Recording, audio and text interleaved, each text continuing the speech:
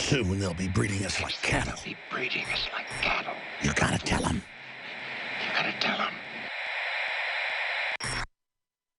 That came out in the early 1970s. And, of course, it's basically based on a lot of white papers put out by people like Paul Ehrlich, who wrote Eco-Science the same year that film came out, with the current White House science czar that I've talked so much about, where they admit fluoride's put in the water to lower your IQ and lower fertility. Book's free online, 1,100 pages long. You might want to go read it. And about how they see the planet as a petri dish, and that bacteria in a petri dish will eat through the base, the medium, and then they will eat each other. They will die in their own excrement. Not that humans would innovate, not that humans would go to the stars, but that no, humans are the problem and must be removed to manageable levels in neo-feudalism run by a technocracy, a global government, with the elite enjoying all of the spoils that we get zero. And by the way, it's in the news today. I saw 2 different articles again. Suddenly, oh, we're going to be able to live forever soon, but can the general public have access to that? Maybe if you agree not to have any children. And you see, you notice cancer rates only go up the more money we spend looking for a cure. No one asking, why is it exploding on every front? And believe me, they have, I don't want to say they have cures every time, but there are effective treatments that are withheld and that are shelved because they're seen as disruptive technologies, and the public is then given 30, 40, 50-year-old technology that doesn't work and ends up frying your body even if you survive and giving you leukemia. If you survive chemotherapy, they admit on record you're probably going to get leukemia within 10 to 15 years. And other cancers from the chemo itself. So many people I've seen take chemo who are fine and they're dead days later. I know 2 people personally last year who were fine with cancer, took chemo, and were dead in a week. I had a dog, a Boston Terrier, and my wife wanted to do treatments. He had a tumor in his throat. He died 30 minutes after getting his first chemo shot. And what I'm getting at here is, folks, they're suppressing the treatments. You wonder why Dick Cheney survived on a heart machine that no one else had ever survived. You know, Cheney is the record holder with that heart pump. And he's about to be a record holder with a heart transplant. He looks good. But when he gives speeches on C-SPAN, he talks about, this is the care everyone gets. I got nothing special. Oh, Magic Johnson, he doesn't have HIV anymore. He's released his test a decade ago. Doesn't have the virus in him. How about you and your friends? How about you and your family? How's that working for you? Oh, they go in a box. They get cremated. They die, don't they? So while we're busy talking about discrimination over race or over sexual orientation, and, oh, we got to have bathrooms for 5-year-old trannies in all the public schools, all these diversions, we as a species are being targeted by the elite and basically exterminated. Now I'm going to stop and cover news for the balance of the broadcast today. And David Knight's popping in to talk about something positive. I've spoken so much about how, and you've seen it manifested on this broadcast, this radio/TV transmission, how the intelligentsia in the military, in the art culture, in Hollywood, in the media, in the news, in the scientific divisions, and in the religious realms, the clergy, the ecumenical, the ecclesiastical, the financial, the educational, the cultural, to use those terms. Basically, everyone's having a debate now. They're going, okay, there is a planetary government. Okay, it's very totalitarian. It is eugenics-based. It's anti-human. It's very oppressive. It's very deceptive. It's very hypocritical. Okay, the whole move for world government was not to bring in world peace and to stop weapons proliferation. It was about bringing in a hegemonic banking cartel to consolidate financial power, bring everyone else to their knees, bankrupted, so they can dictate the terms. And the terms are a narcoleptic extermination, a phased-out culling of humanity.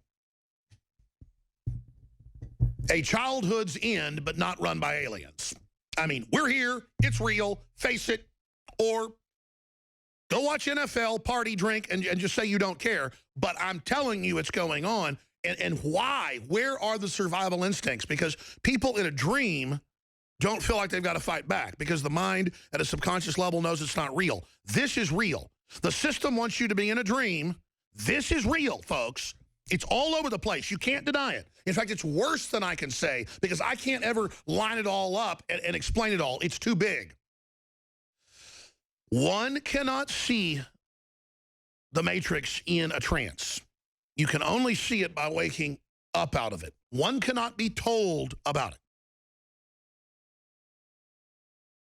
It's like being 12 years old and talking to your big brother, you know, who's 18 and got a super hot girlfriend, and she's like, what's it like when she's in the back seat of that car with you? And you know, you say, son, you just got to experience it for yourself. You got to experience those good things in life.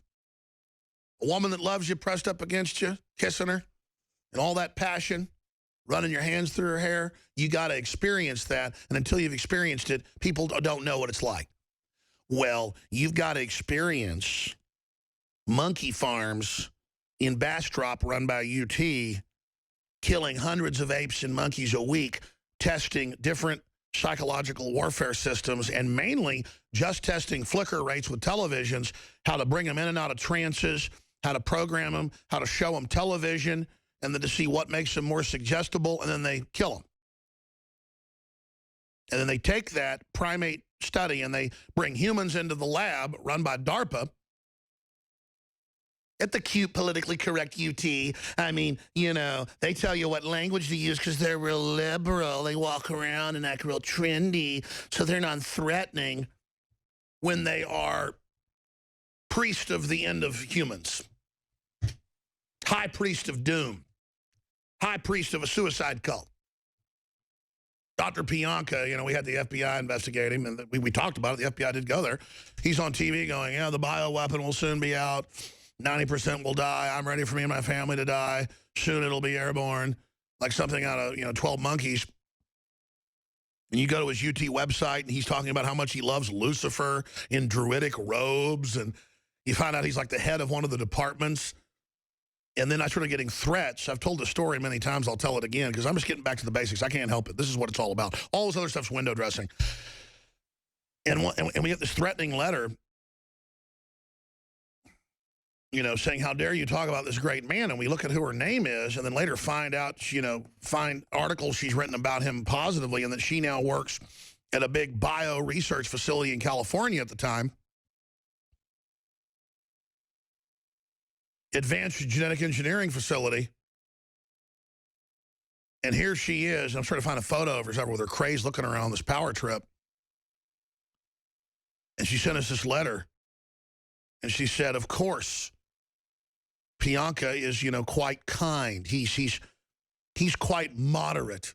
It's only saying 90%.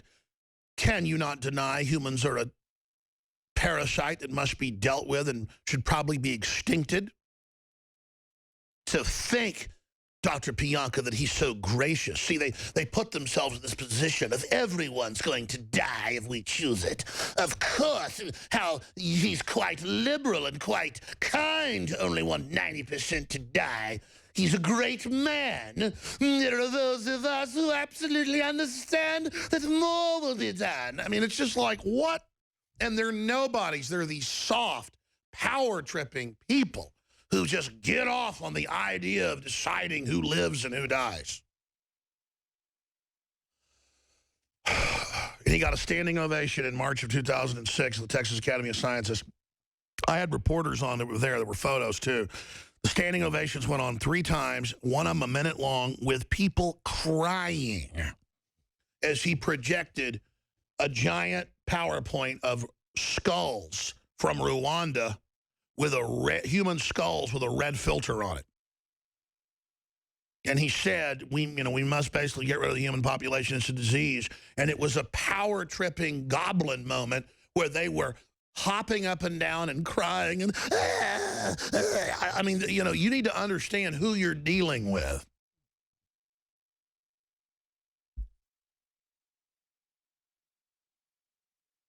The scientists of this country are basically demon-possessed. I don't know how else to describe it. Write a science fiction book where aliens do it. I don't know. I don't know what's doing it. All I'm telling you is we're screwed, folks. Okay? I mean, unless we totally break with this and realize it's out of control, it's accelerated past us, it's crazy. I mean, you think it's a victory that even the Washington Post goes, okay, take the fluoride out of the water, it's hurting your teeth, giving you cancer, who would have thought it? We made a mistake, take it out of the pesticides. They've already moved on, folks, to God knows what. They've got GMO on record leaching into our DNA. I mean, I can't even believe I have to get up here and explain this to people. I mean, but that's it. I'm not a trance. I'm awake.